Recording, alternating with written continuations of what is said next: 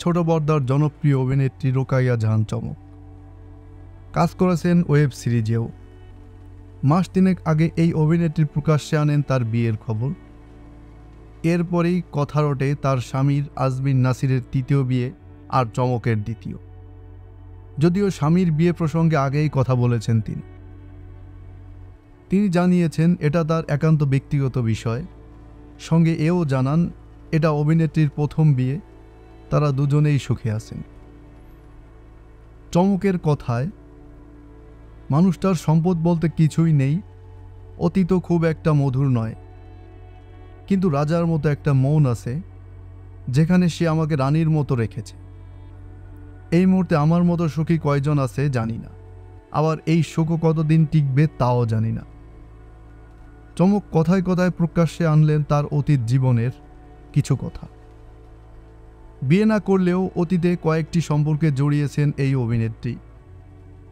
তার কথায়, আমার কিন্তু আগে কোনো বিয়ে হয়নি, তারপরও এটা নিয়ে কথা হচ্ছিল শুধু শুধু। এটা ঠিক, আমার একটা সিরিয়াস প্রেম ছিল, এরপর আরও 2-3টা প্রেমের সম্পর্কে জড়িয়েছি।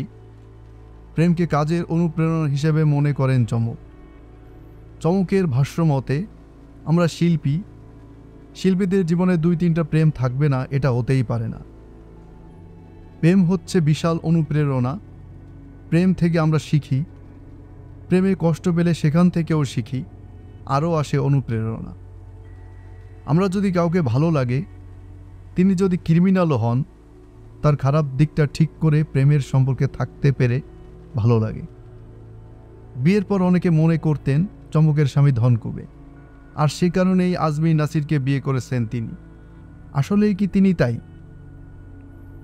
উত্তরে চমক বলেন, আমার স্বামীর কথা বলছিলেও সে ধনকুবের। বিশ্বাস করেন, আমি তার চেয়ে বেশি আয় করি। আমার স্বামী সত্যিই নবরী। আরেকটা কথা, আমার স্বামীর এটি তৃতীয় বিয়ে হলেও কার কি, আমার তো কোনো সমস্যা নাই। আমার না হেরে যাওয়ার মানুষের পাশে দাঁড়াতে ভালো লাগে।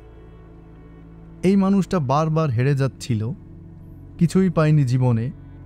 তার জীবনের সবচেয়ে বড় অর্জন যদি আমিই হই, তার জীবনের সবচেয়ে বড় সুখটা যদি আমিই দিতে পারি, কেন নয়? সে আমার প্রতি লয়াল, প্রচণ্ড ভালোবাসে, কেয়ার করে, এটাই আমার কাছে অনেক। কেউ 1000 কোটি টাকার মালিক, কিন্তু মানুষ ঠিক না হলে কেমনে কি?